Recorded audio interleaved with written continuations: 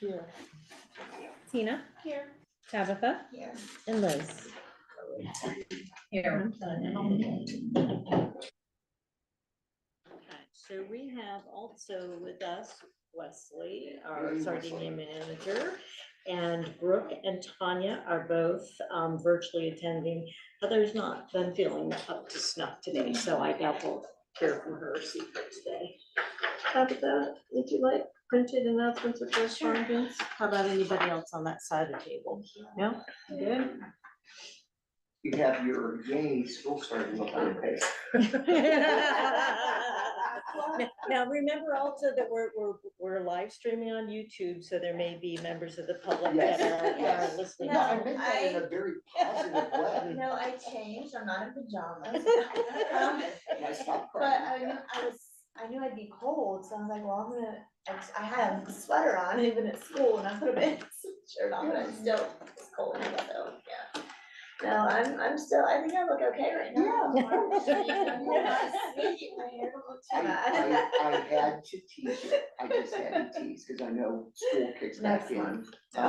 Okay, so let's get the party started. You have public participation first. Other than staff, there's not Just any Wesley. member of the public. Okay. All right, then let's move on to approval of the minutes for July 2025 regular board meeting. So I will need a motion. So moved. I'll second. Barb, Yes. Tina, Yes. Tabitha, Yes. and Liz. Yes. Okay, number 4, we're gonna move on to correspondence. So we got public library fund, and this is the second month of the new funding mechanism. Our portion was just over 78,000. We have had some communications about, how this is all going to play out. And we've been told that with some very slight variation, the amount of money we'll get every month is going to be essentially the same amount. So in some ways, that's great because you know what to expect. And according to my calculations, if we're running about at that 78,000, we are going to very easily meet what we said we would need to meet from that funding source this year for our budget. So that's good news. But that doesn't mean that everything is hunky-dory. We have had several communications from the state library. One of the most recent ones was making plain some of the impacts of the federal funding through the Institute of Museum and Library Services, and our consortium that is in charge of our cataloging system, our circulation system, all of that. They are heavily subsidized to the tune of almost $600,000 by these funds that come through the federal government, which could mean that they are going to have to, there's always how much belt tightening do you do and how much increasing of costs do you do? But I would suspect that our membership fees and other kinds of costs would increase if they're going to really feel it, because they provide a lot of services to us that we couldn't afford to do on our own, and it's a critical piece of our operations. Also at the state level, the Ohio Digital Library is something that also would be impacted because dollars go from the federal government into funding that. One of the newest things that's happening with funding at the federal level is that we all know that there have been a lot of pauses of programs, right? Funding that had been approved, but departments and agencies are being frozen or cut, or they're just not allowed to spend money that had been approved. So one of those is the E-rate program, which you've heard me talk about before, where we get subsidy of internet.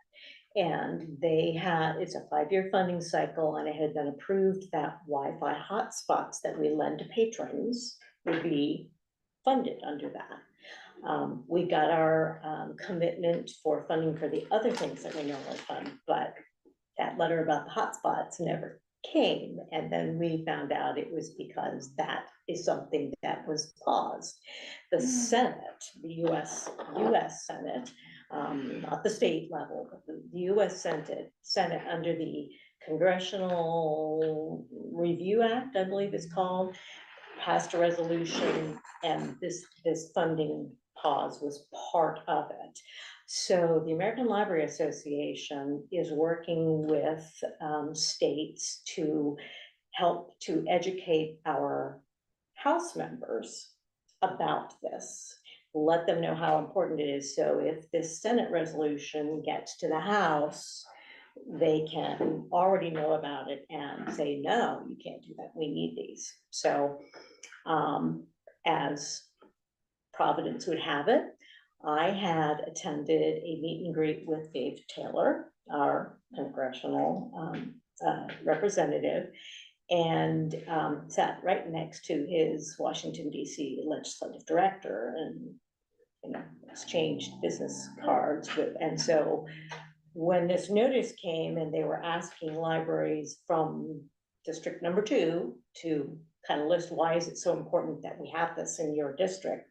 I said, I'm going to go ahead and just send this to Kelly Foss, anybody know Kelly Foss, who's local rep, and Josh, this legislative director, and see what kind of response we get. And I got the response of, I'm going to be in the district this week. I've got a half an hour. Can you meet about this? So yesterday morning, Kelly Foss and Josh Millard met with Heather and I at Mount Orb Library, and we talked with them, and they took copious notes. And of course, Representative Taylor is really, I don't want to lighten it up by calling him Mr. Broadband, but he is so hot on getting broadband to rural areas.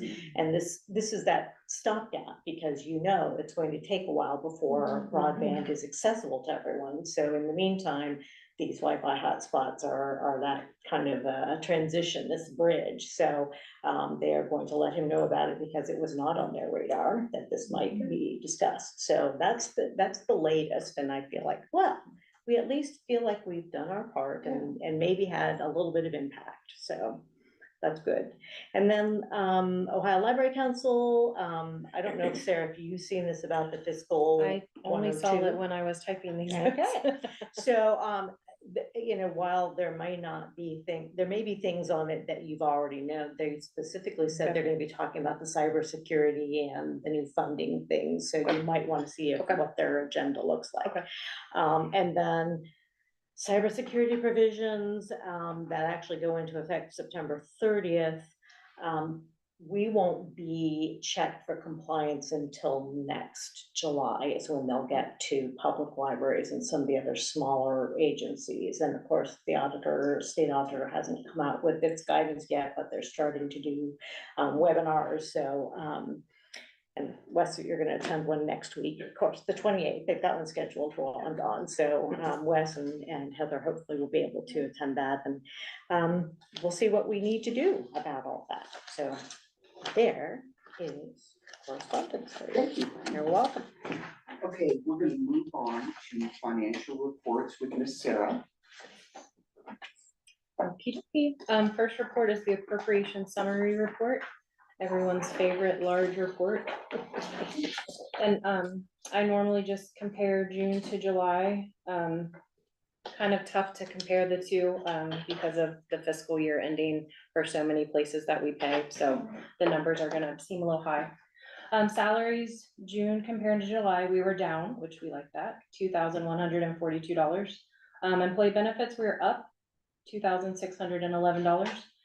And I think that is because I paid the board share portion of the HSA for our 6 people that have HSA. Library materials up $10,310.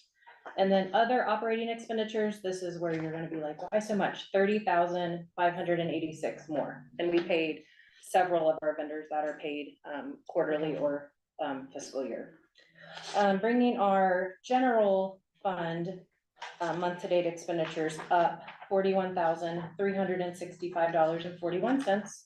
The last page of this long report I like to point out the total month-to-date expenditures for all funds. This number is always repeated several times throughout this program. $194,409.27 is the total funds month-to-date expenditures, and that number is up $34,407.99 compared to June. Bank reconciliation report. Just to point a couple things out on this, receipts for the month of July, I brought in $348, not 300, yeah, 300, I cannot read today. $348,604. And when we get to the cash flow summary, I'll say all the wonderful money we brought in. Payments for the month of July, $194,204.65. We had a few adjustments, $3,568. Those were E-rate reimbursements. Bank balances, this is self-explanatory. Our primary bank is People's, First State Bank, and then Star Ohio. Those were the bank balances for the month of July.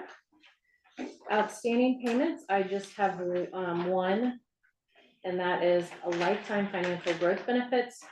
That check was cut on 6/30 in the amount of $39.91. Everything else has cleared. Cash summary by fund.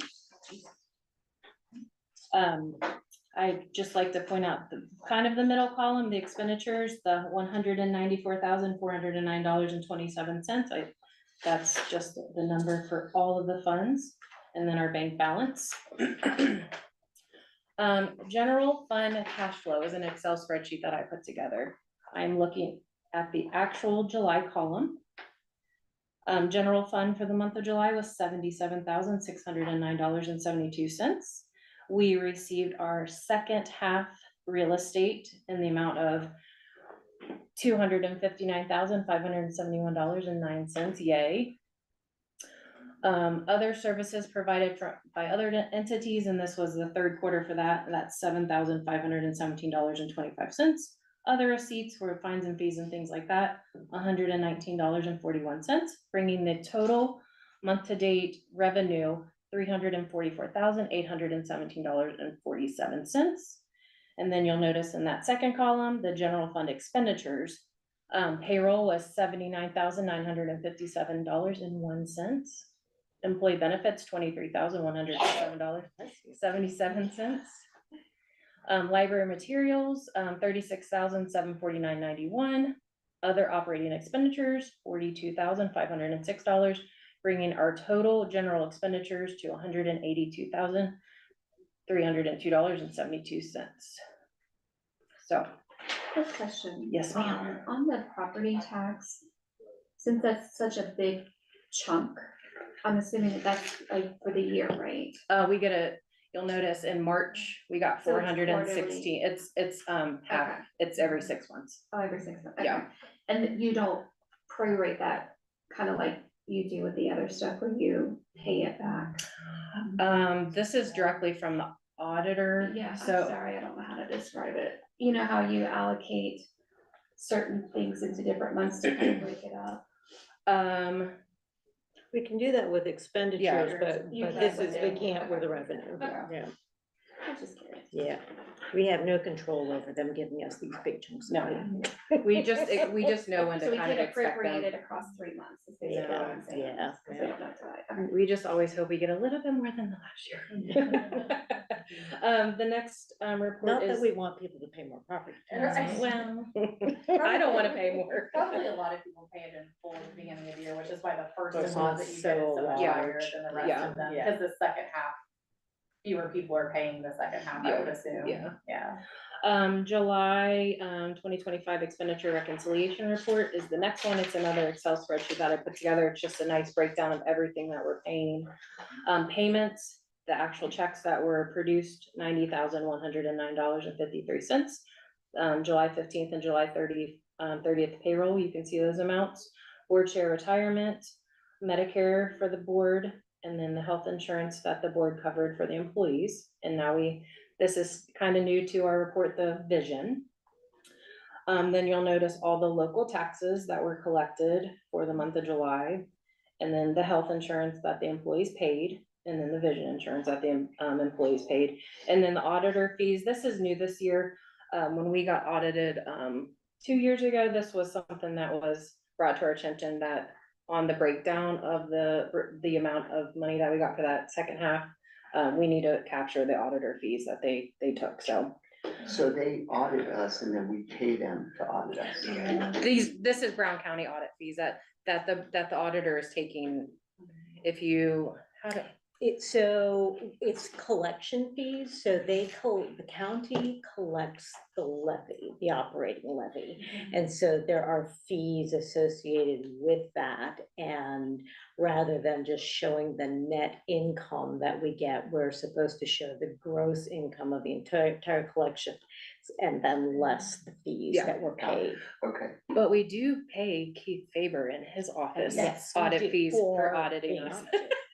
So yes, that is Sounds true. like, Yes. Yes. hey, please come and audit us. and Yes. We'll pay We'll do you. it for them. Yes, Pay you a lot of money. Plus, someone else will pay you for the time you're here. Great, Yep. okay. I'd pay about $25,000 for your I knowledge. bet you, yeah, Wow. it's huge.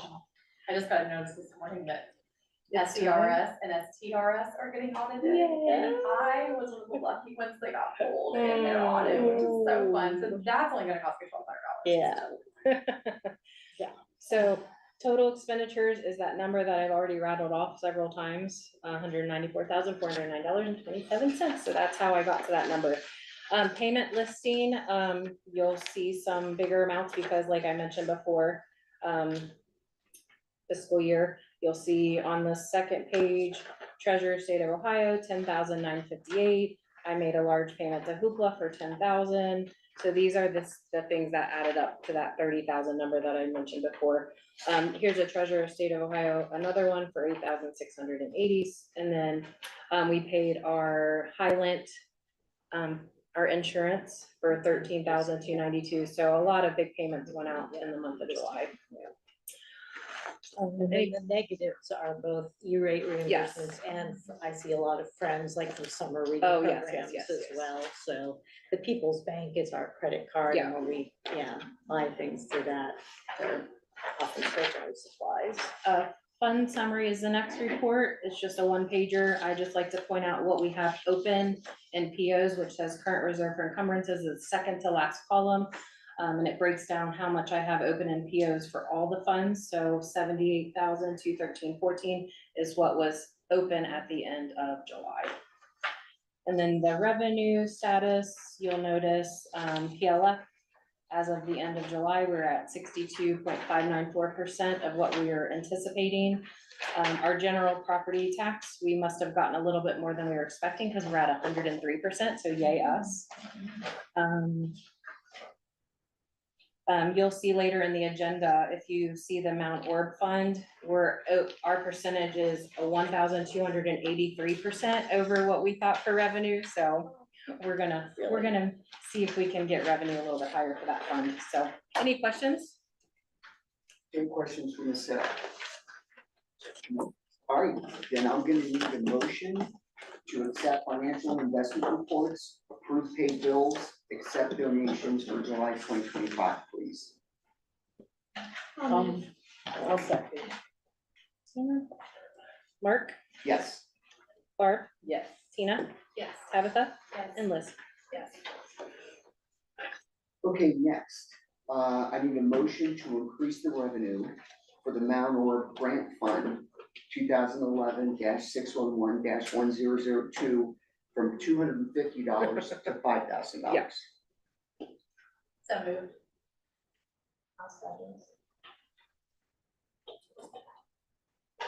Mark, Yes. Barb, Yes. Tina, Yes. Tabitha, and Liz. Yes.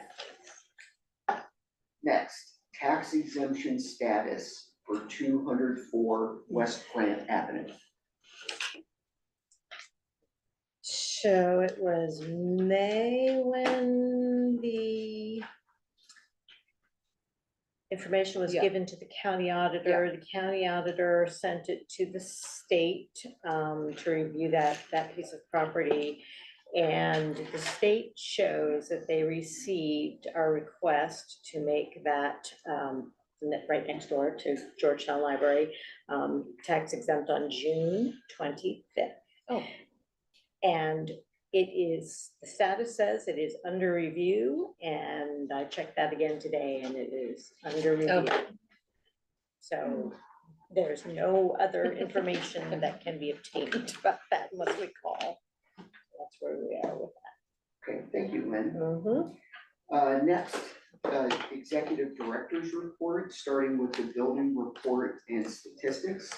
I'd like to remind everybody, we have Wesley here with us today, anything specific to Sardinia. And don't we have, Brooke and Tanya are both. No, Brooke and Tanya. Yes, Brooke and Tanya are both, yeah. So. They were. you got it. Brooke is not, Tanya is. Tanya's I on was there. gonna say, I'm just appreciating the happy birthday that's still up for the building, which I think is awesome, and, Mhm. yeah. So no Brooke. No, Brooke, she, I don't know if she dropped off or. She was on, but. I noticed a couple of things, Fayetteville had a story time dad that made a resin frog with a real preserved cicada inside of it. And I thought that was It really, is wild. have you seen I it? saw it just briefly in passing. I was like, what in the world? Where did you guys get this? A pretty cool thing. Yes, rather unique. That was the unique part. I really loved Tanya's feedback on their learning experience. So we used some grant funds to do outreach during the summer reading programs, going to congregate housing because the people living there usually don't have ways to get to the library programs, or often don't. And they had, one family had a severely autistic nonverbal son, and the books that we took there after them reading them nightly, he now repeats words. Wow. And so they are very thankful for that participation, so, Very cool. yeah, it's cool. Well, I need to apologize. I did not even know Sardinia was doing the celebration. It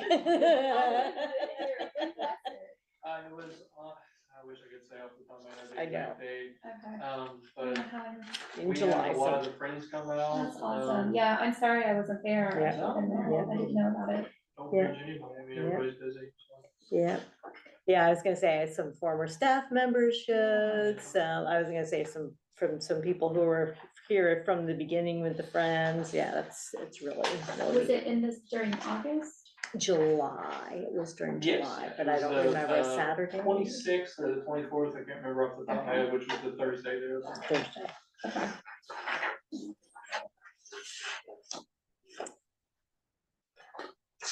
Any other questions? My for questions the about building that, or shall I go report? on to statistics? All Yes, right. please. July is just, a busier month. There was nothing that I was looking at that made me go, ooh, that's a weird number in our statistical report.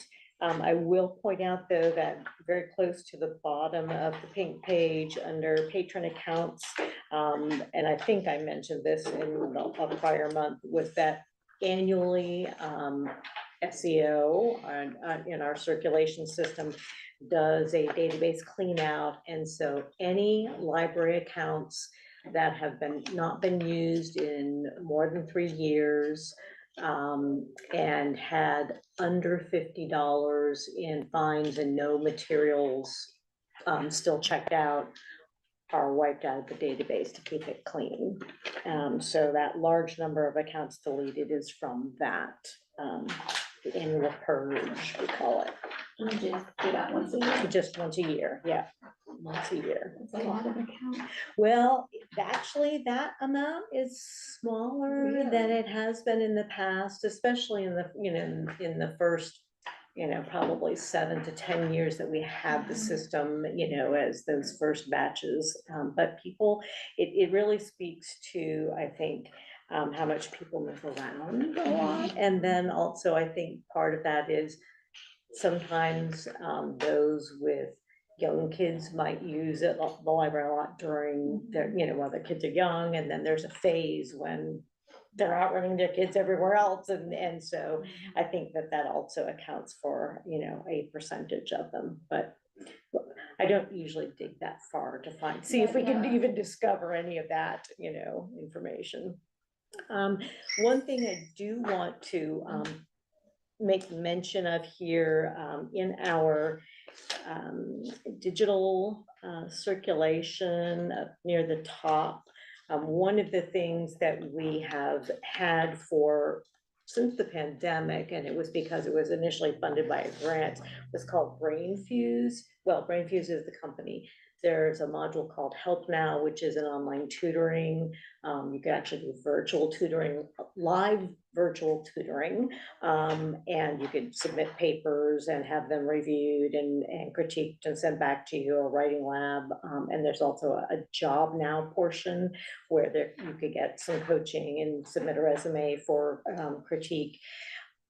It's not been used heavily, and when we got the renewal coming up at the end of September, and saw that $3,500 a year and not the kind of use that really could justify it, we thought that was probably a place where we could begin to save some money, since our budget is looking a bit tighter. So we will not be renewing that service. And that's all I really have to say about statistics, unless anyone has any questions. Any questions for Lynn? We can move on to announcements. Lynn, let's move on to We're gonna announcements. move on to announcements. Okay, dokie. So we have a lot of stuff going on right now. So Spectrum is upgrading the internet line coming into Georgetown's. Every public library in Ohio gets a free internet line from the state into their main library. And so we then pay for the internet lines from the main library to our branches. And we've had a 500 megabyte line, and they're upgrading it to a gig. So that's nice, and it will help speed a lot in all of our branches. This roof, I believe, Wes, I can't remember which day during Fair Week, but during Fair Week, when it's slower anyway, we're gonna have the roof repair done. This building. So that's nice coming along. I already talked about the hotspot hotspot application that is paused. That's in 3B. All the other things under funding there are just things that we've had on. I'll keep on until they're done. Another thing we just found out, number 5, the company that we've been with for years and years and years is discontinuing their coin-op for photocopies and public printing as of the end of this year. So we kind of have to scramble to figure out something else. We have had an interview and a visit with another company, and they're going to be doing a proposal for us. Millennium TG is going to be providing us with some numbers so that we can see whether we might want to lease their vending machines or buy them. We don't have a super high volume of copies, and I know that those machines themselves are kind of at end of life, and we don't really want to be stuck with something that's not going to work. So we have a lot of exploring and researching to do in the next couple of months so that we can maintain these services without interruption to patrons. So the machines are part of that contract, like the Yes. actual machine, not just the coin slots. Correct. So the copier at each branch that is connected to a coin box, those are all just provided by this company. We do not see any of the money from it because they are handling all of the collection. They provide the paper, they provide the toner, they do all of that, and they take care of the money. And so it's just a service that we provide. Same goes with public printing. So all the public computers that are connected to the print release station, and they also take care of all of that, provide the toner, provide the paper, and we don't. And how much do you think gets printed each month? Just estimate, like. It varies from building to building. Mount Orem tends to be the highest volume. I think Sardinia and Georgetown are kind of running neck and neck for second place with that.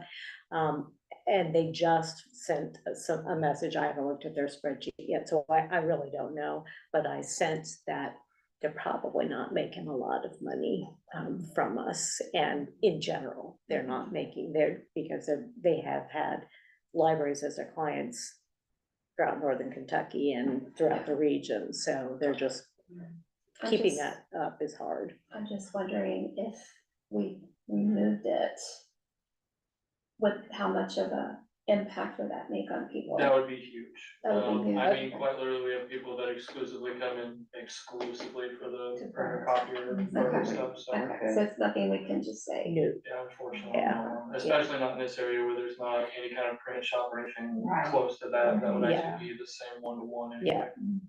Yeah, that's the big issue, is that there are no alternatives. Yeah, I mean, even in Mount Orem, the one place, the post office that had the copier, they don't have a copier anymore. And they used to send them to us when their machine was broken, so. Okay. Yeah. So it's the same concept with, rural community, a lot of people don't have their own computers or Yes. Wi-Fi at home, so they come here, and then the same thing with copiers and printers. Yes. Okay, Because I mean, it goes even further than that to a certain extent, because if you want to equate it even to like transportation services, it's more even just the knowledge and accessibility for these things.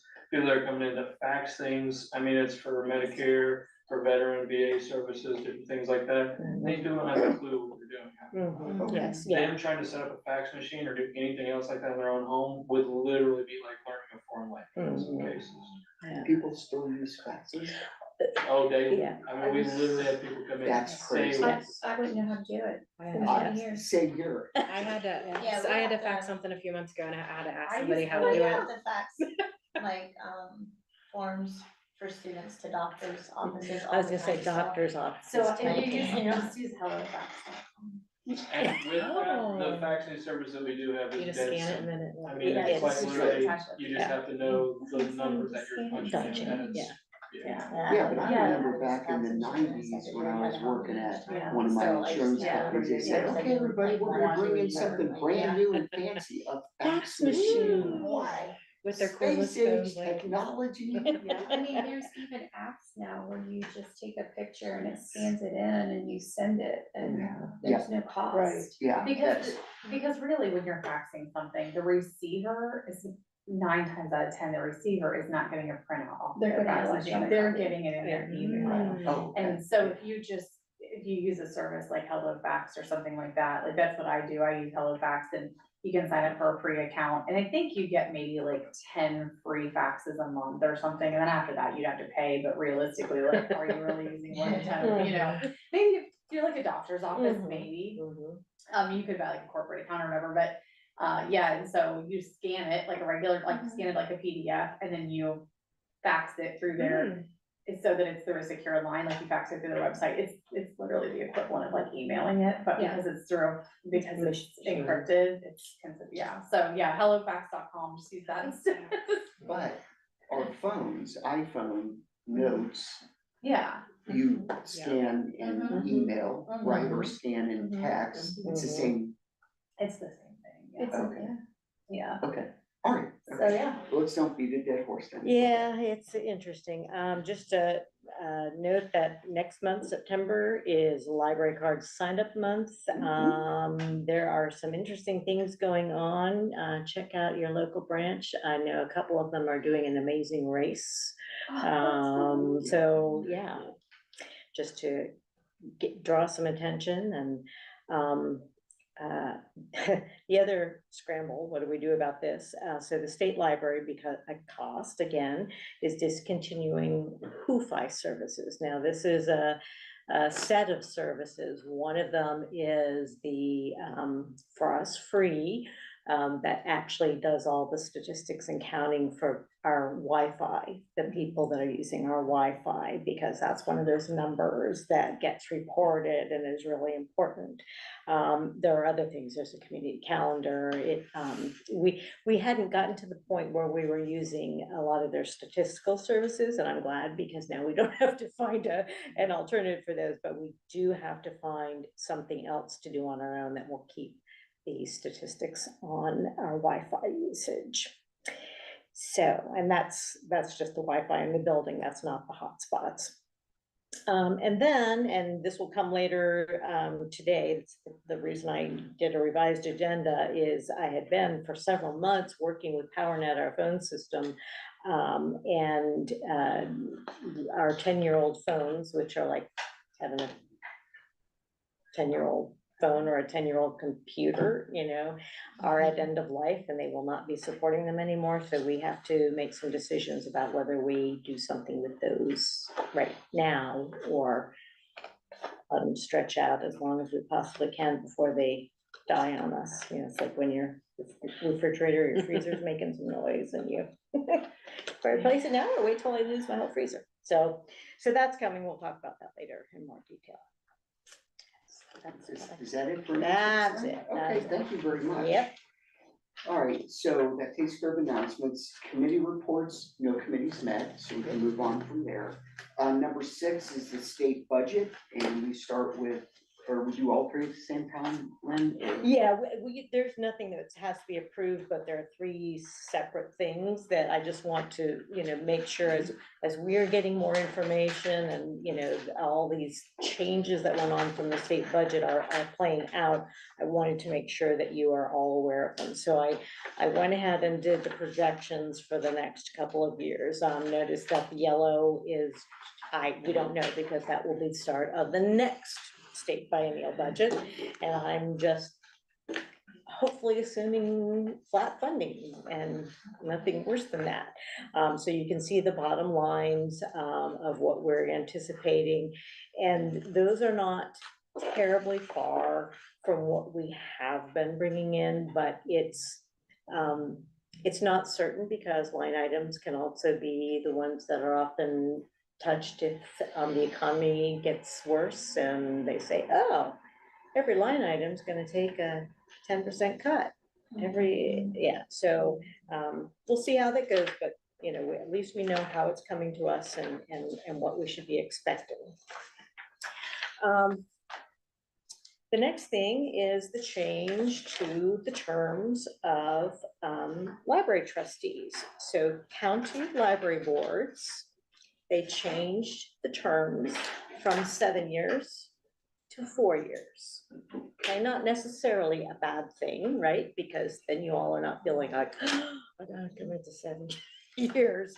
But it's going to be a little bit messy in the transition because the terms that were 7 years now are going to play out. We're not messing with the terms that are already done. And Mark, you got in just under the wire. So you got 7 years. So that's in the green. And, I am, by putting your names here, I am not committing you to anything, but I thought it would be easier to look at people and see how your terms would play out. So the light green there on the top is are the current terms. And then I'm going to jump to the light blue. You can see I've got some, I don't know what that's, light orange and gray that I didn't even bother filling out because then the pattern of 4-year terms is well established. But the blue will be the first set of 4-year terms that are going to be regular. Okay, and so the yellow is that how do we get from the green to the blue? And the state was very specific about how the blue plays out, that the commissioner's terms have to run the first set, expire the first, second, third, and fourth, and then the judge's terms expire the second, third, and fourth years of that 4-year cycle. So you end up having one commissioner slot that turns over by itself. So one person leaving. And then every other year of that 4 years, you have 2 terms ending, one appointed by the commissioners and one appointed by the judges. So it shortens the terms, but it makes it, if both people who are gonna be renewing decide that they're not gonna come back all at once, it means we're finding 2 new people at one time. So it means a lot more potential turnover. If people, don't want to commit or can't commit to more. So that's the way it played. And so in order to get the blue to play out the way that the state specified, you can see that your yellow terms are a little bit funky. Some people are you're gonna do a 1-year term in between, so it's a little bit odd. And yeah, I just kind of labeled them so that we didn't have commissioners appointing like 2 people from the Western Brown area. So I tried to make sure they were all split that way as well, so that we had it very evenly divided. So yeah, it's gonna be a little bit funky there. 2036. 23, I know, it's like, and I don't have to worry about it, but Heather looked at me and said, I'm so glad you did that. Said, yep, don't use that, baby. Oh my gosh. And then we have other implications. And other stuff, yeah, so just some other things that have come up, and I just wanted to make sure you all were aware of this. So this is not all of it. I mean, there are a lot of other things that happened in that state budget bill that we have not seen play out yet. So that the whole library materials where they wanted, essentially censoring, what could be put where, that was vetoed by the governor. And at this time, the legislature has not decided that they were going to try and override the veto on that particular item. But the House has until the end of 2026, when the current General Assembly turns over. They have that long to decide if they're going to override any parts of the state budget. So it could come up again. This number one reminds me of the good old fashioned video stores. Here's for the public, but we have a room in the back for adults, right? Show me your ID. I mean, that's what that reminds me of, Huh. what they're saying to do, right? They can't be out in the open. Well, and essentially those things that you're talking about that were in video stores, we don't have those on our shelves No. anyway, right? I was But being it is, sarcastic. yes, no, I Very know, sarcastic. yes. Yeah, but that's the vibe that It's- you're getting. Well, so I have heard the conversations, and I apologize if this is repeat, because I don't remember when I heard this first and whether I've told you, but the conversations in the 2 chambers, our state senators and our state representatives, have been described as the House who really was about cultural stuff, cultural conversations. And in the Senate, it was when it was about libraries, it was about mission creep. That we are not doing, we've exceeded our mission too broadly. And so that's why you see these kinds of things, still in discussion. Yeah, Okay. yeah. Interesting. Do I remember correctly that they don't go back in session until September after the holiday?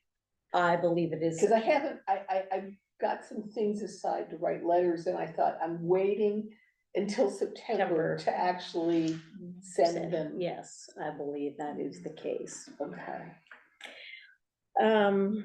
So this is another one of those many things that was in the state budget. So there is the opportunity for counties to offer a property tax exemption that they use the term piggyback, essentially mirrors the current homestead tax exemption. So if you look on some of our financial reporting and the revenue, not only do we get that big chunk of money from the operating levy, but we also get the rollback or the homestead exemption taxes, and that's when the state has given exemption And the state has always held us harmless. So any money we would have lost because of people's exemptions, the state made that up and make sure that we get that money. Now, if a county decides that they are also going to do an exemption, the same people who are eligible for the state exemption would also be eligible for a county exemption, and the county could exempt a percentage as high as the state does. But we would not have that money reimbursed. And neither would schools or Right, anybody else who had a local yeah. levy. So, on the one hand, there's a little bit of break for people who qualify and the exemptions, but anybody who has a levy on the ballot would not make up that money. Okay, I'm confused. Okay, okay. What does that mean? Like, I don't understand, sorry. So, well, I can't think of all of the examples of why you would be exempt. People of a certain age. I say it's usually Right, age. but that's age. not, no, Homestead exemption. what I'm confused about is how you're saying it's not reimbursable, so. Let's say $1 million, I'm just making it, is people in Brown County is $1 million, where does that money go? Back to the homeowners, the property owners. Okay. They would get the exemption and it doesn't. it So would what not- does that have to do with us? So our taxes are collected based, so people are paying their property taxes. Well, if they don't have to pay their property taxes or all of it, then that money that they don't pay, we're not getting. Gotcha, okay, So that's, so the state's filling that gap, the state Right does it now right they now. are, yeah. Yes, and then the counties have the opportunity to do that as well? yes. Okay. Yeah. So if Brown County decided to do that, whereas they do not have a budget for that, where would that money come from?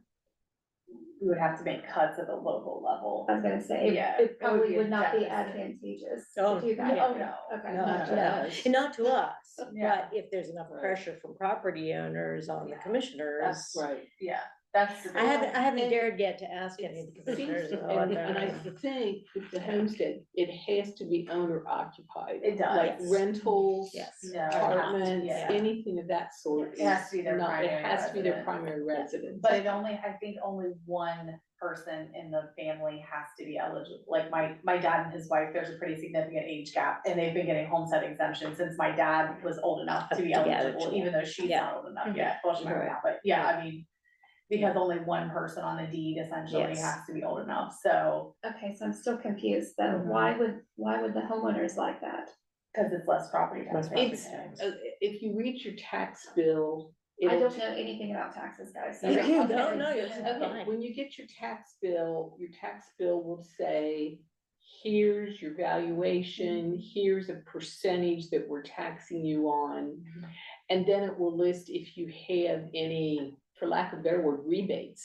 I mean, and the Yes. exemption is Yes. considered basically a rebate, Yeah. where they're saying, oh, but, here's your taxes, but you don't owe, but now from that number of your taxes, we're gonna take this much off and this much off and this much off to reduce the amount of your taxes. Okay, so that additional county credit would double basically the exemption a homeowner would get. So if I was getting a $10,000 homestead exemption from the state and Brown County passed a law, I would get 10,000 from the county too?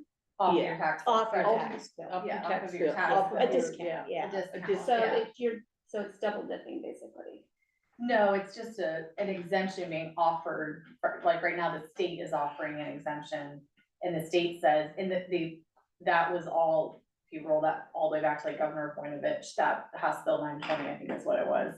Don't quote me on that, but I think it was 920.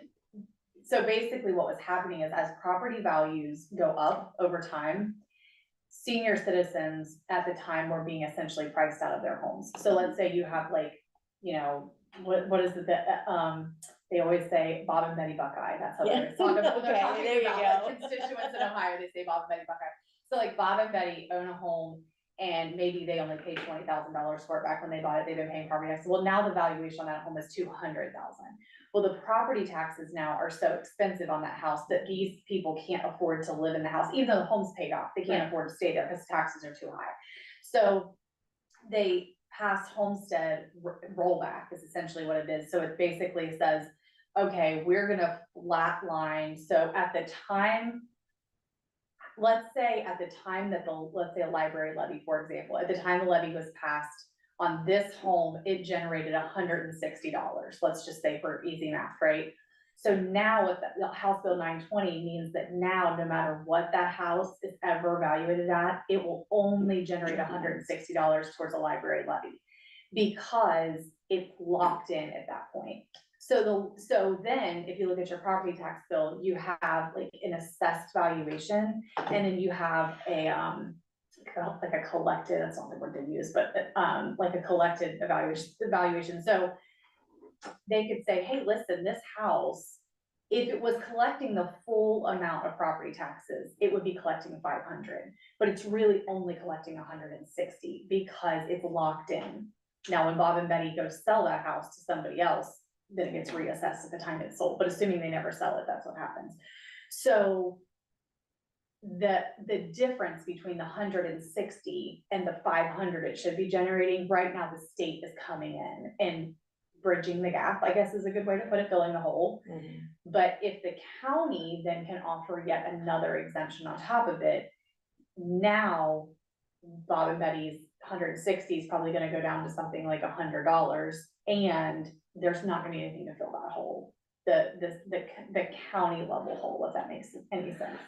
So it is rare, because of House Bill 920, it is very rare that a piece of property, even for the wealthiest, even for the most high value property, is ever actually paying the assessed taxes. Because what happens is you vote in a levy in November, it doesn't go into effect until, let's say, January, and then the property's what happens is by the time the property is reassessed, it's gone up in value, and so it's already not collecting what it's supposed, like from the very first payment, it's already not collecting. And so, but that only works one direction. It doesn't work in reverse. So back in like 2008, 2009, when property values were plummeting, school districts made the argument like, oh, House Bill 920, like you're frozen at $160 because, and the state's like, oh, no, just kidding, it only works one way. Actually, we are gonna take the money away from you. So it does work in reverse, but only to the benefit of the property owner, and not to the benefit of the public agency. So why would the county want to do that then? To offer property tax relief to the residents. Cause if you're a commissioner, if you're running for a commissioner and you can go out there and say, vote me in and I'll reduce your property taxes.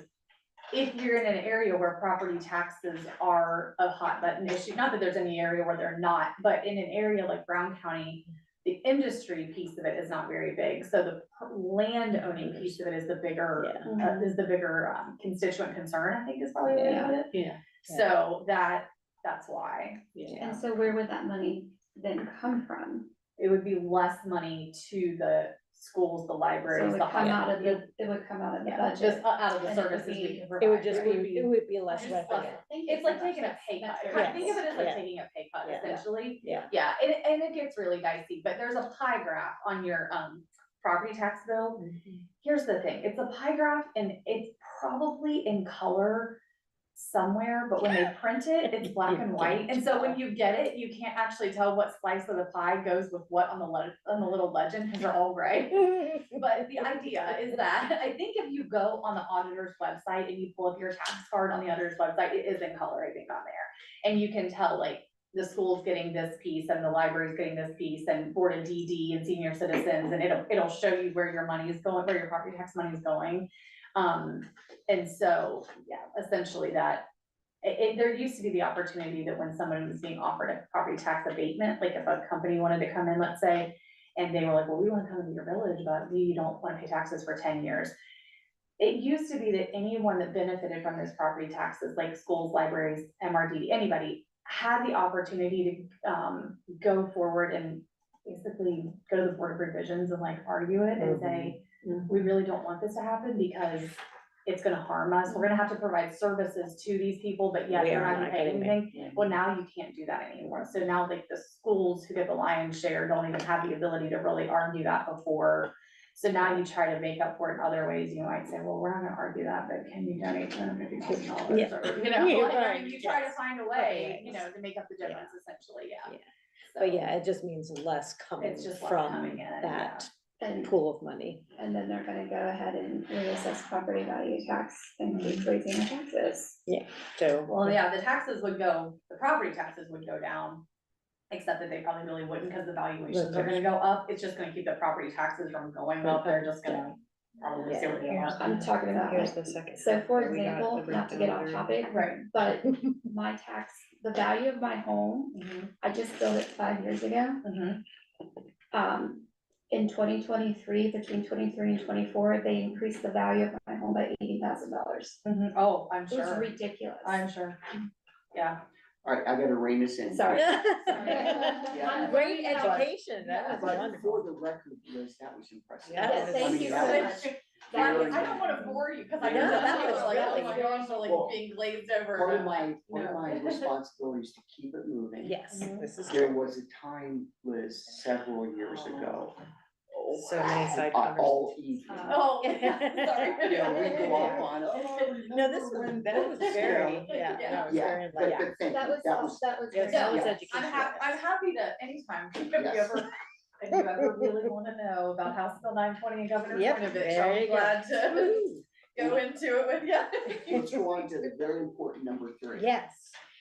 Yeah, so we don't supply products now, so there's no change, but you know, apparently someone felt it was really necessary to put that in the state budget. So number 4, you know, we are looking into what this means for the library. It means we're going to have to pass a policy. It means we're going to have to do training. It means we have to report if there's ever a hack.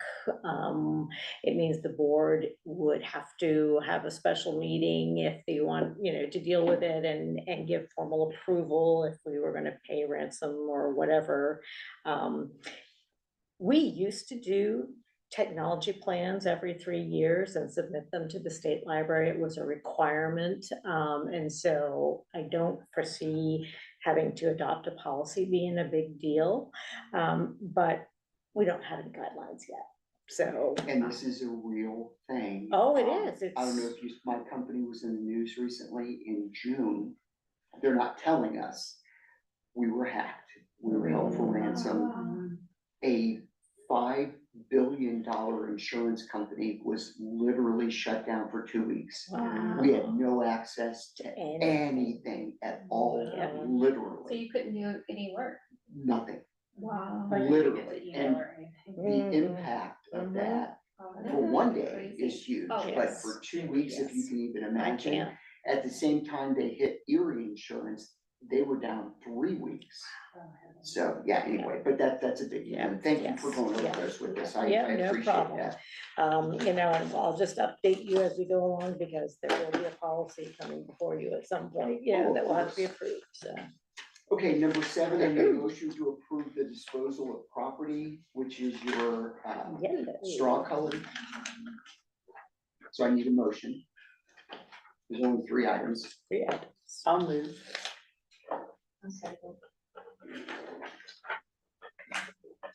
Mark, Yes. Barb, Yes. Tina, Yes. Tabitha, Liz. Yes. All right, number 8, I need a motion to approve the lease and service contract for the Brown County Law Library. 1/1 to 12/31 of 2026. You have the lease for space, $69.95, contract for $23,825. And that is your, what color is this one? So the lease is on buff and gray is the contract. So just to bring everyone up to speed, for many years, 12, 13 years, we have been contracting with the county commissioners and the county law library to provide services for them. So essentially, we provide some space in the Georgetown Library, and we are the hands and feet. They appoint a law librarian who's a local attorney, you know, to oversee and work with us, but there are regulations for county law libraries in the state of Ohio, and small counties like ours really can't do it on their own. So that's what this is. Nothing in the language of these documents has changed for the last 10, yes, probably, however, essentially, I'm asking you to approve this in concept because the law library meets later this week and they also have to approve it. I am asking them for a 2.5% increase in fees. Okay. So I need a motion if there are no questions.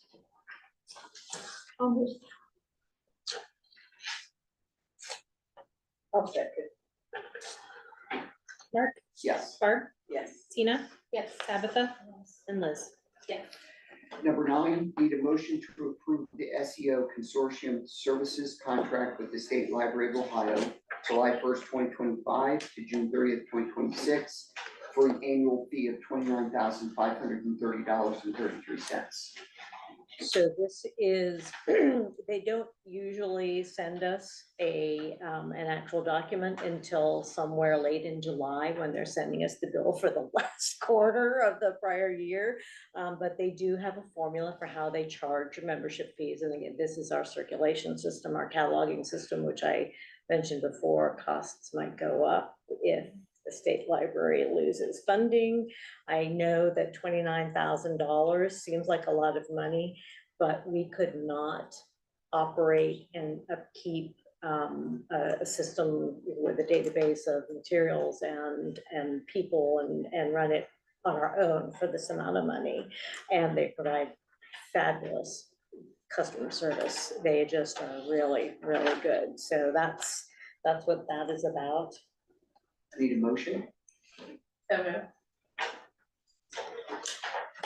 I'll second. Mark, Yes. Barb, Yes. Tina, Yes. Tabitha, Yes. and Liz. Okay, number 10, motion to approve the 2026 calendar, which is orange. Orange, yes.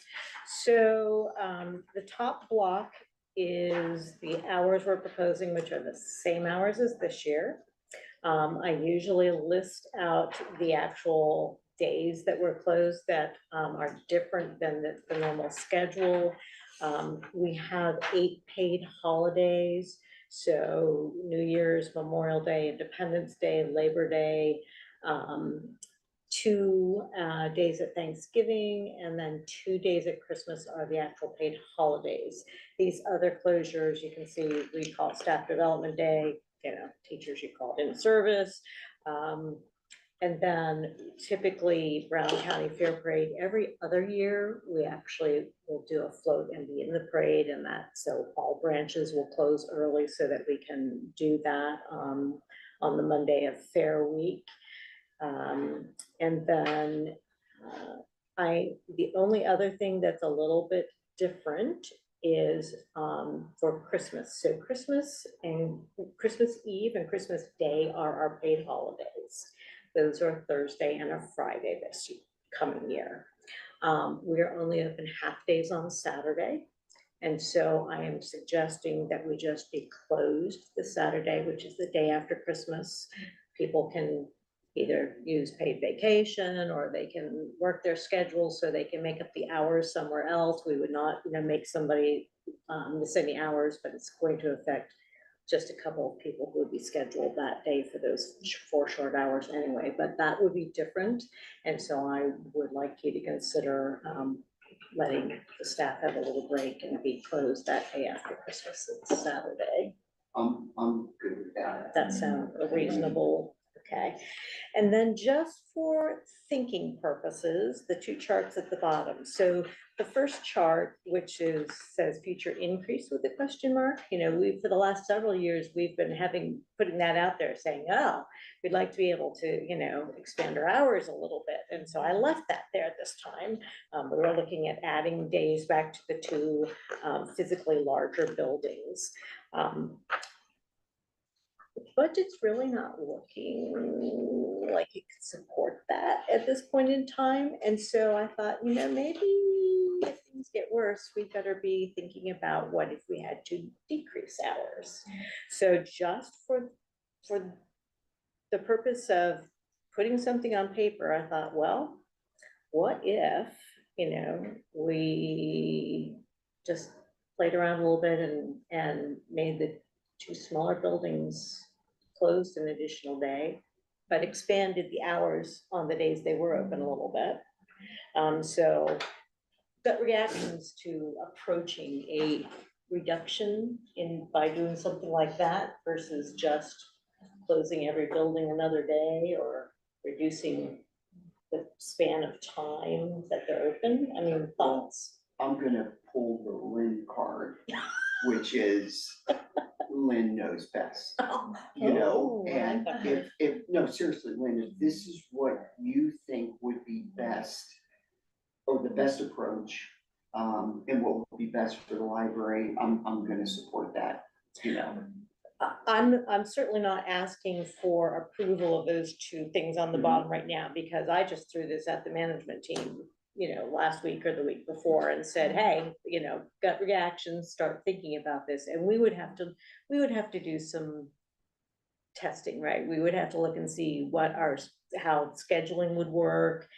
Because, essentially we'd be looking at that and saying, okay, well, if we close the two branches on Saturday, then everybody would be taking a turn working at one of the branches that was open on Saturday That's what to I was make it fit. thinking. Yes, Yes. we would, and that way we aren't saying to people, well, closing also means you're going to be reducing your hours, so it would be more effectively using the staff that we have to serve better. And I don't know if this would work, and it really is something where I'm going to say, okay, managers, how could this work, or would a different approach work? But I just threw it out there for thinking, it's not really entirely cutting back and hurting the patron, because we don't want to do that.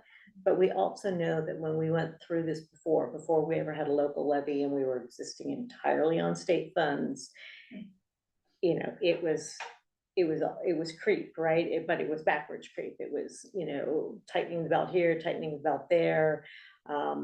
And I just, I think we need to really think about the possibility that we're going to have to do something. And what I should have said is, because Lynn does have a phenomenal management team. So it's really, I would trust Lynn and the entire management team to make those decisions. Yeah, I'm sorry, Katie, go ahead. Librarian owned, when we went 21 through, years, yes.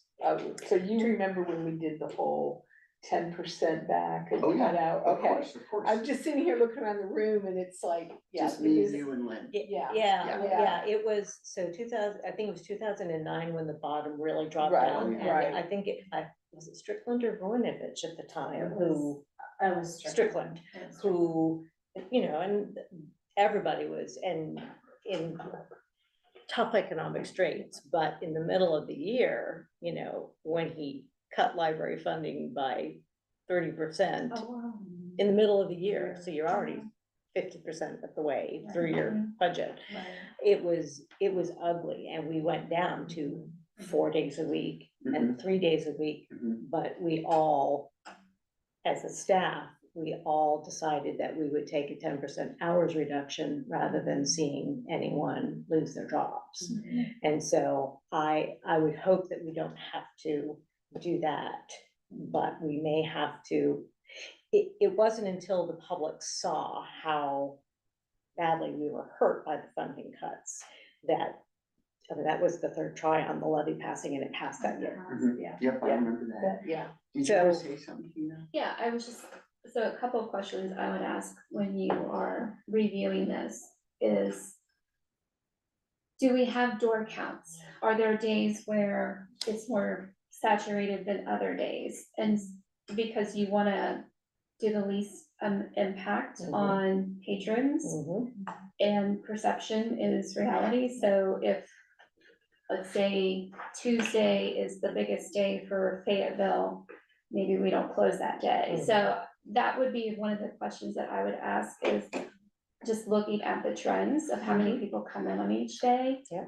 And see where you are at that point, because, yeah, that's gonna affect a lot of people. Yeah, we have those numbers, we keep those Yeah. numbers, and so, like I said, I really just put it out there to say we have to start somewhere, and I'd be happy for somebody to say, well, this is really bad approach because A, B, C, and, all right, great, let's, then what do we do instead? And the only other, sorry, just Saturday to me feels, and I don't know because I don't know the door counts, but I feel like Saturday is, a lot of people aren't working. I don't know how the library is, but I would, if we do have to reduce, I would think Saturday would be the last day to cut, just because. I was gonna say, Just if for it's this all right for building. me to speak on. Yeah, this, yeah. This is one of those areas where I spoke briefly about this topic at the retreat when we were doing the strategic planning.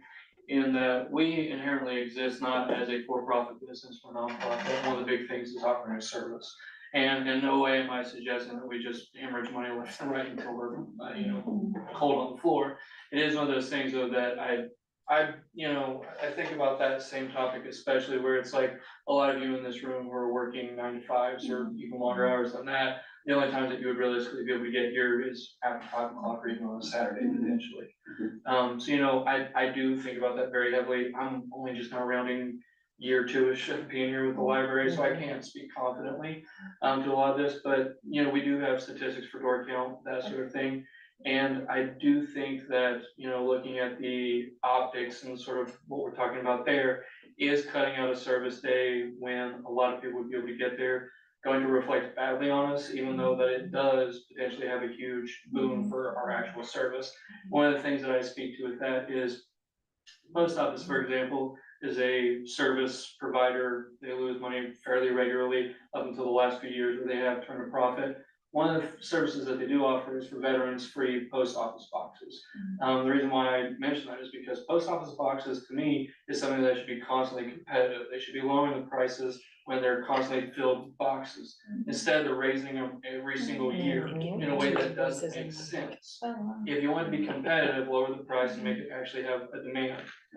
They just arbitrarily raise it every year. And that to me doesn't make sense because again, going back similar to what we were talking about with property taxes, you keep raising things for folks that can't afford that anyway. What services are they gonna have access to at a certain point?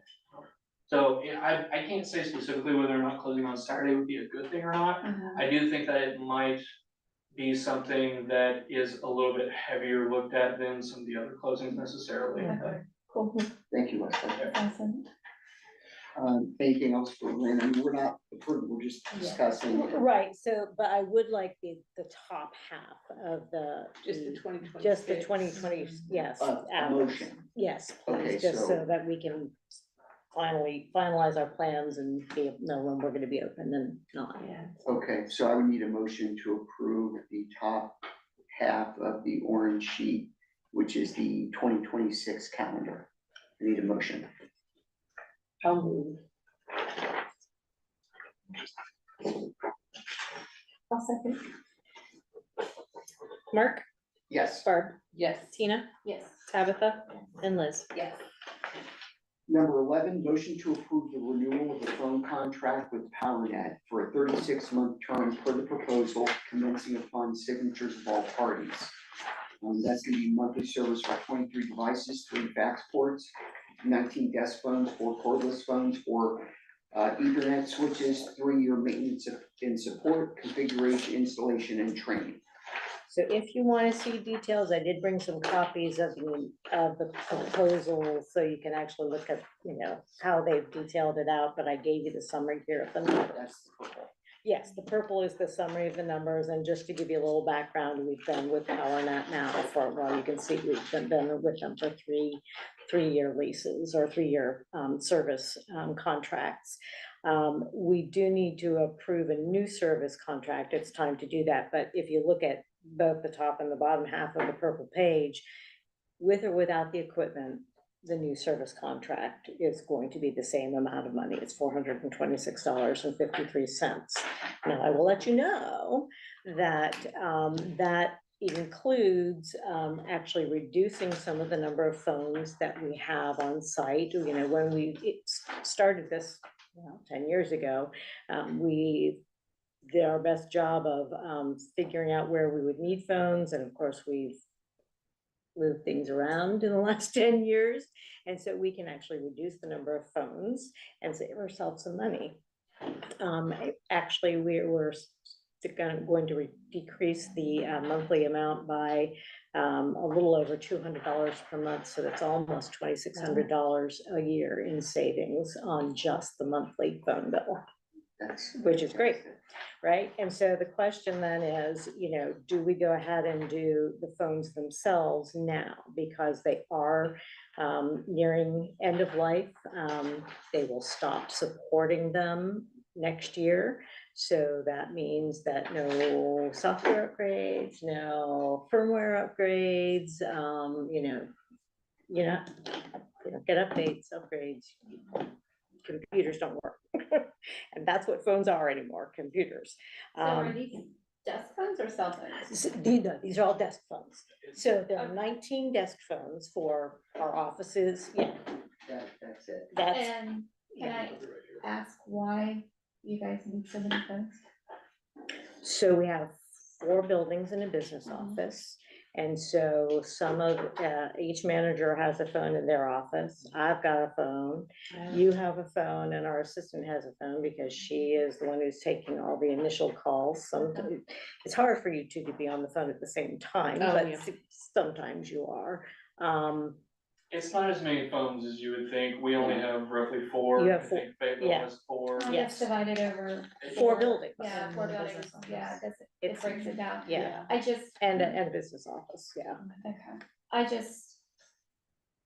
Yeah, I guess it's fine, but for me, again, who uses phones anymore? I use Teams, so if I need to call somebody, It's mostly for, you know, patrons and So vendors it's calling. outside. It's, oh, yeah, yeah. Calling in, A lot of calling sales. in, calling Yes. out. I don't know if this is a thing, if you can even do this, but can you tie, I have a phone number on Teams. Mhm. So outside people can call me Yes, on Teams same here, and there's no cost. same here. So I don't know if that's, Where you get it- your voicemail messages, And- outgoing, yeah. ingoing. Yeah, It would take, we don't have Teams, so we would have to get licensing and training and all of that to even start going there with the phone Microsoft system. Teams. Yeah, we don't have that. Okay. all right, so I need a motion.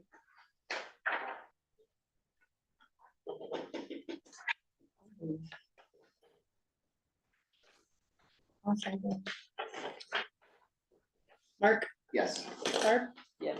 Tina, No. Sorry. Tabitha, Yes. and Liz. Yes.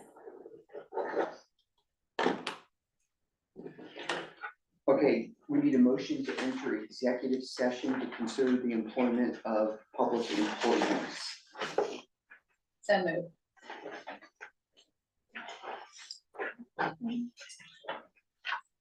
Thank you, Wesley. Thanks, Wes.